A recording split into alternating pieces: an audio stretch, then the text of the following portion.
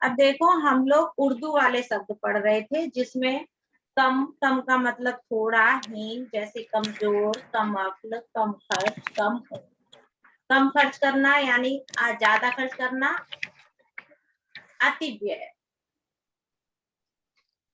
और कम खर्च करना यानी कम खर्चा करना, कम उम्र छोटी उम्र का व्यक्ति, कम अक्ल जिसके पास कम अकल हो।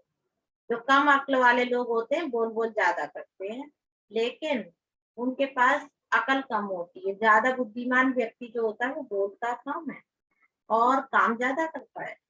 कमजोर, जो शरीर से कमजोर हो, कमजोर व्यक्ति होता है उसको बहुत सारी बीमारियां लग जाती हैं, लेकिन जो शरीर से हष्ट-पुष्ट होता है उसको जल्दी बीमारी नहीं लगती है। कमजोर व्यक्ति कुछ काम भी जल्दी से नहीं कर पाता है, ज्यादा भी नहीं कर पाता है। खुश, खुश का मतलब अच्छा और प्रसन्न होना, जैसे खुशबू, सुगंध। खुश नसीब, जिसका बहुत अच्छा नसीब हो। खुश दिल, जो स्वभाव का बहुत अच्छा हो, खुश दिल। खुश खुश फहमी यानी कुछ अच्छा हमको फील हो रहा हो खुशी के साथ। खुश फैमिली। फिर आता है दर, दर का मतलब होता है में। दरअसल, जैसे हम कहते हैं ना कि दरअसल मैं वहां गई थी, दरअसल मैं आपसे ये कहना चाहती हूँ, एक्चुअली मैं आपसे ये कहना चाहती हूँ दरअसल। जो उर्दू में हम शब्द का प्रयोग करते हैं हमको पता नहीं चलता है। दरमियान, हमारे और उनके बीच काफी दरमियान है यानी दूरी है। तो जो दूरी के बीच में या फासले कहो या दूरी कहो, कुछ भी कहो, उसमें दरमियान शब्द का प्रयोग होता है, दर शब्द का प्रयोग होता है। ना का मतलब होता है नहीं, जैसे नासमझ, बच्चा होता है, छोटा बच्चा होता है, वो नासमझ होता है, उसमें इतनी समझ नहीं होती, नासमझ। नालायक, जो किसी काम के लायक ना हो वो नालायक, जो काम ना करता हो। जैसे जो किसी काम के लायक ना होना, लायक का मतलब जैसे कोई बच्चा है तो उसके माता पिता उसको घर छोड़ के गए अकेला, वो उसको इस लायक समझते हैं कि वो अपने छोटे बहन भाइयों को भी रख सकता है अच्छे से, अपने घर को भी अच्छे से रख सकता है, इसलिए उसको घर पे छोड़ के गए, कुछ जिम्मेदारियां उसको दे के गए कि बेटा आप घर से बाहर मत जाना, अपने छोटे बहन भाइयों का ध्यान रखना, घर में किसी भी तरीके की कोई प्रॉब्लम ना हो, आप ध्यान रखना। क्यों? क्योंकि वो लायक है, वो जिम्मेदारी उठाने लायक है। इस बीच कोई ऐसा बच्चा जो मम्मी पापा गए उससे पहले खेलने निकल जाए तो उसको क्या कहेंगे? नालायक। क्यों? क्योंकि वो काम के लायक नहीं है, उसको जिम्मेदारी सौंपने लायक नहीं है। कोई नालायक गाली नहीं है, अपशब्द नहीं है, यानी जो लायक ना होता। जैसे फैमिली में 2-4 लोग होते हैं, लेकिन कुछ लोग ऐसे होते हैं जो पूरे घर को अच्छे से रख सकते हैं, घर को अच्छे से व्यवस्थित भी करेंगे, आपको खाना भी बना के दे देंगे, आपका ध्यान रखेंगे, वो लायक, जिम्मेदारी को उठाने वाला व्यक्ति लायक, किसी भी तरीके की जिम्मेदारी को उठा ले। और जो जिम्मेदारी को ना उठाए वो नालायक। नाखुश यानी नाराज हो जाना, जैसे आप लोग नाराज हो जाते होगे अगर आपकी पसंद का खाना ना बना, तो आज आप बहुत नाखुश हो क्योंकि मेरी पसंद का खाना नहीं बना है। नापसंद यानी आपकी पसंद का नहीं बना, पसंद ना हो। अब आप किसी के लिए सब्जी रोटी खाना पसंद नहीं है, पिज्जा बर्गर खाना पसंद है, तो वो उसकी नापसंद की चीज हो गई, है ना। अब है वा, वा मतलब साथ, बगैर, बद, इसको, बदौलत, व नाम यानी किसी के साथ होना। जैसे हम कहें अरे मैं तो खाना बगैर चला गया, यानी खाने के से रह दूंगा, खाना लेके नहीं गए, टिफिन बगैर गए। बदसूर, बदौल और बनाम, यानी किसी के। मैम बदौलत मीन्स उसके कारण। बदौलत यानी पैसे के साथ, मैं पैसे के कारण, है ना, ऐसे शब्द आ जाएंगे। बद का मतलब होता है बुरा, बदबू, खुशबू, अच्छी सुगंध, बदबू, बुरी सुगंध। बदसूरत, सौंदर्य, सुंदरता, अच्छा व्यक्ति जो बहुत सुंदर हो। बदसूरत यानी जो देखने लायक ना हो, अच्छा ना लगता। बदचलन, जिसका चरित्र अच्छा ना हो, जो उल्टा सीधा चलता हो, आड़ा आवड़ा, है ना, वो बदचलन हो गया। जो बदतमीज, जिसको बात करने की तमीज ना हो, कि बड़ों से कैसे बात करनी है, छोटों से कैसे बात करनी है, उसको बदतमीज कहा जाएगा। यानी बातचीत करने का जिसमें तरीका ना हो, वो बदतमीज होता है। वाह, वाह का मतलब साथ होता है, जैसे वायकादा, बावजूद, खुदा, वायकादा, यानी बहुत ही सज्जनता के, वायकादा वो हमारे घर आए। वायकादा मतलब बहुत ही सम्मान के साथ वो हमारे घर आए। बाकायदा उन्होंने हमको बुलाया, यानी किसी चीज के साथ बुलाना, वाह लगा देते हैं। दौलत यानी पैसे के साथ, इस तरीके का वाह का मतलब साथ। फिर आता है बिला, यानी बिना, जैसे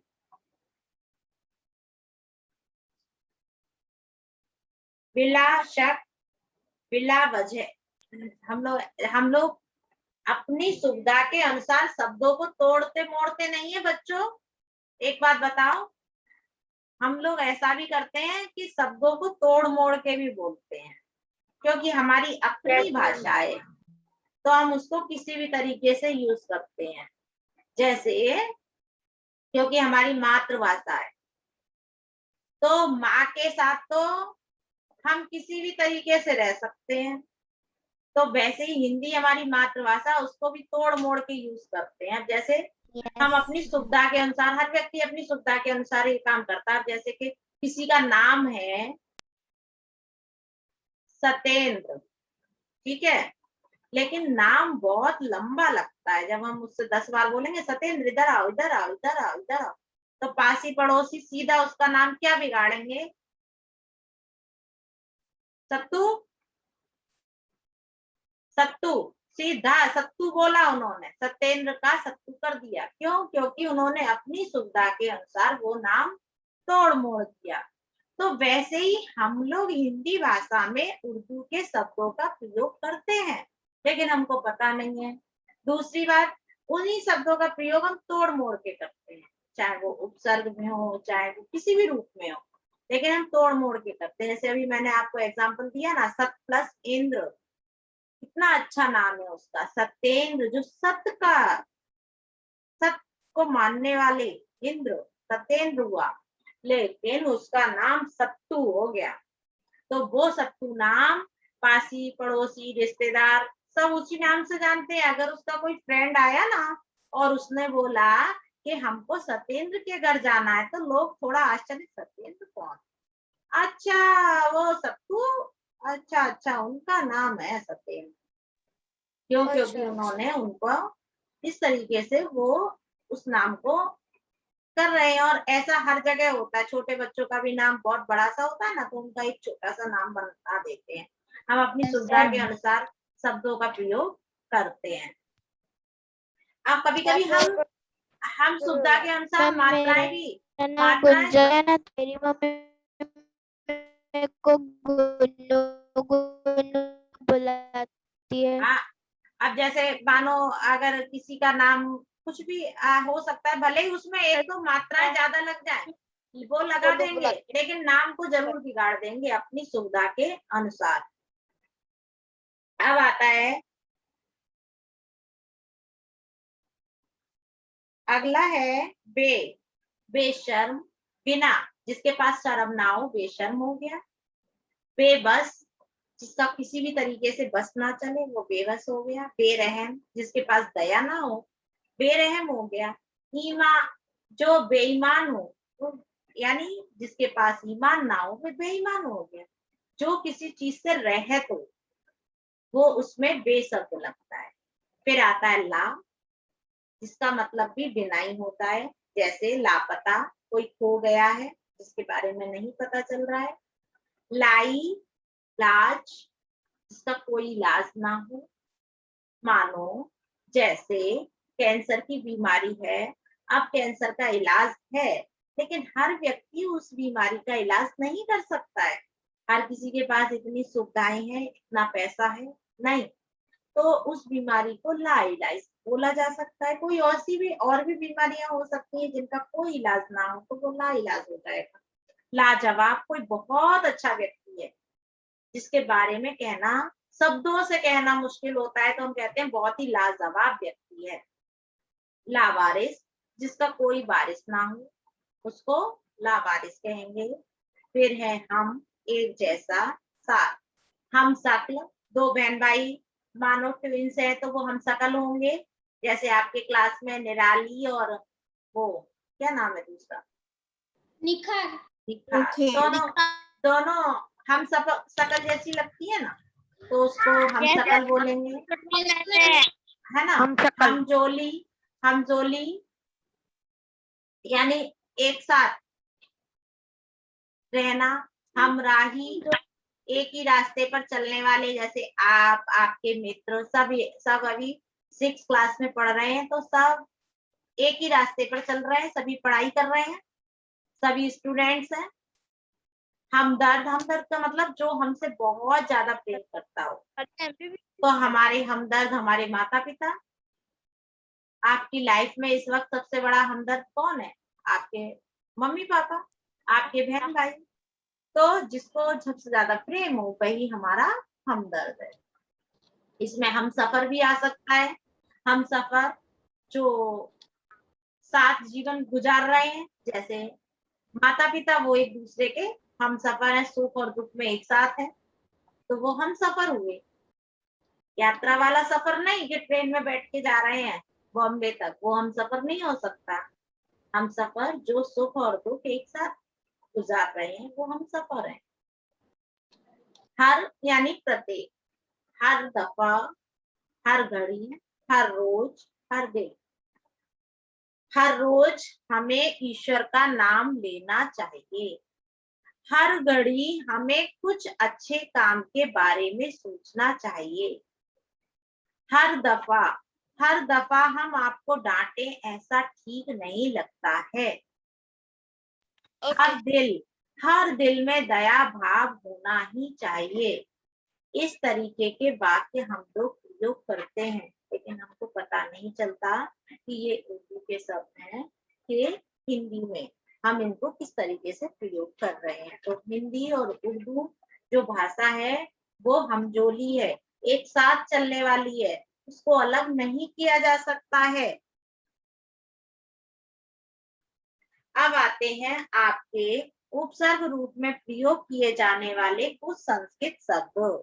देखिए, हिंदी भाषा जो है, संस्कृत भाषा सभी भाषाओं की जननी है और संस्कृत भाषा की ही पुत्री हिंदी है, तो इसलिए संस्कृत के शब्द हिंदी में प्रयोग किए जाते हैं। देखो, ऐसी भाषा है जिसके अंदर है ना हम बड़े से बड़ा सेंटेंस बहुत ही छोटा लिख सकते। अब जैसे एक माँ होती है तो माँ के गुण बेटी में आते ही आते हैं। चाहे वो स्वभाव हो, चाहे वो शकल हो, चाहे उसके काम करने का तरीका हो, चाहे उसके बोलने का तरीका हो, तो उसी तरीके से संस्कृत भाषा सभी भाषाओं की जननी है और हिंदी भाषा की जननी तो संस्कृत है। तो इसलिए संस्कृत भाषा और हिंदी भाषा को एक दूसरे से अलग नहीं किया जा सकता है। उर्दू भाषा जो है वो उसी तरीके से है जैसे आपकी मौसी आपकी मासी जो है वो उनके बच्चे और आप में कोई फर्क है नहीं। मासी जो है वो माँ की तरह ही प्यार करती है, तो इसलिए उर्दू भाषा भी हिंदी भाषा में उसी तरीके से मिली हुई है, मासी का काम करती है। मासी के घर जाओ तो मासी मम्मी जैसा ही प्यार करती है ना, इसलिए ही उसको बोला जाता है मासी, यानी माँ जैसी। जैसे हमारी माँ हमारा ध्यान रखती है वैसे ही मासी हमारा ध्यान रखती है। क्यों? क्यों का क्वेश्चन किसने किया? मैम हर्ष। हर्ष। मैम मैंने इसलिए ही हर रिश्ते को अपना अपना सही सोच समझ के नाम भी दिया गया है। मासी यानी माँ जैसा व्यवहार करने वाली मासी, तो उर्दू भाषा भी वैसे ही हिंदी में प्रयोग होती है, उसको भी अलग नहीं कर सकते हैं। मासी के घर जाओ तो जैसे मम्मी से बोल सकते हैं हमको ये खाना है, हमको ऐसा करना है, तो हम आराम से बोल सकते हैं, कुछ फर्क नहीं पड़ता है। अब आता है उपसर्ग प्रयोग। उपसर्ग रूप में प्रयोग किए जाने वाले संस्कृत के अव्यय अंतर, अध, अन, पु, चिर, पर, सत, सह। अब देखो बच्चों, आप अंतर यानी भीतर, जैसे हम कहते हैं ना हमारे अंतर मन में ईश्वर है, अंतर ध्यान, अंतर आत्मा, अंतर देशीय। हम अंतरात्मा से सच बोल रहे हैं। इस कट कट के आ रही है। तो इस तरीके से आपकी आवाज पूरी क्लियर है। मैम आपकी आवाज पूरी क्लियर है। बेटा आवाज मेरी मैम आपकी क्लियर है, आवाज क्लियर है। हाँ आवाज क्लियर है, लेकिन मैम बहुत स्लो आ रही है। यस मैम आपकी आवाज क्लियर है। ओहो बस बस। वैसे भी मेरा ना गला आज दर्द कर रहा है, क्योंकि लगातार बोली थी ना मैं, तो मुझे भी ऐसा फील हो रहा है कि कुछ आवाज में कमी हो गई है।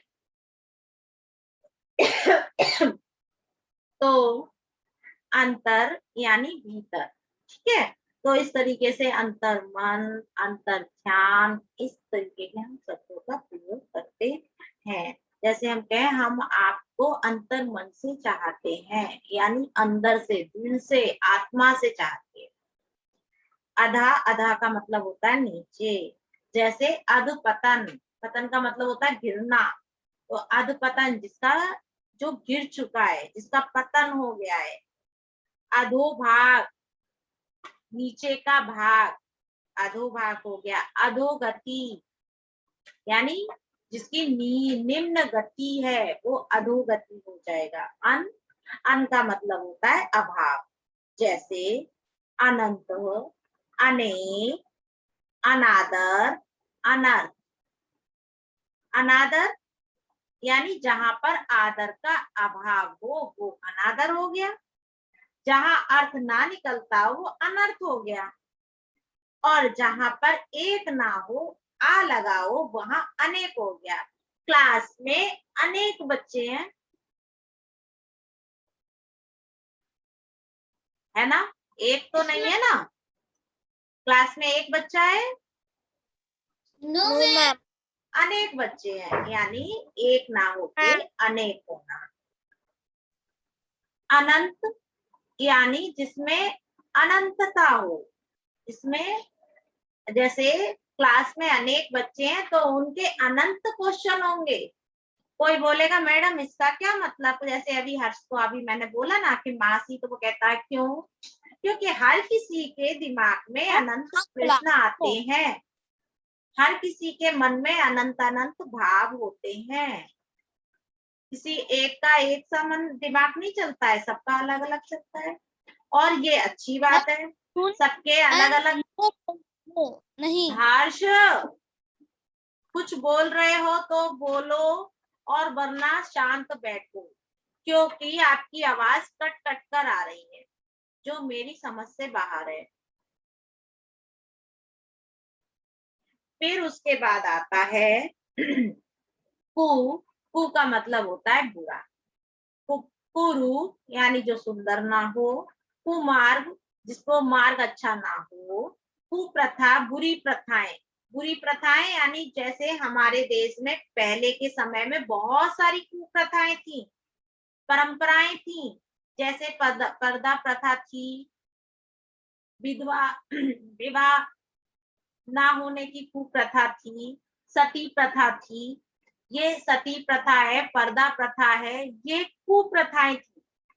अरे पर्दा पर्दा क्यों करने का? हमें व्यवस्थित रूप से रहने का है, चाहे वो स्त्री हो या पुरुष हो, सभी को समान अधिकार प्राप्त है। तो ये पर्दा जो है वो भी प्रथा गलत है। सती प्रथा के बारे में आप जानते हो, वो प्रथा भी बहुत गलत होती थी, जिसमें किसी का पति मर जाता था। मैम हाँ बोलो। मैम अगर किसी के हस्बैंड की डेथ हो जाती थी तो उसकी वाइफ को भी जला देते थे। हाँ, तो वो जो प्रथाएं थी, जो परंपराएं थी पहले की, वो बहुत ही बुरी थी, तो उनको कुप्रथा कहा जाएगा। कु मीन्स बुरी प्रथाएं। तो ऐसी प्रथाएं हमारे देश,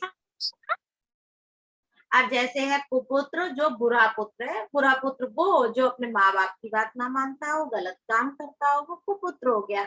लेकिन इसी बीच में हम शब्द लगाते हैं सुपुत्र, तो उसका मतलब होता है सुपुत्र यानी अच्छा बेटा। कुपुत्र कौन था? कंस।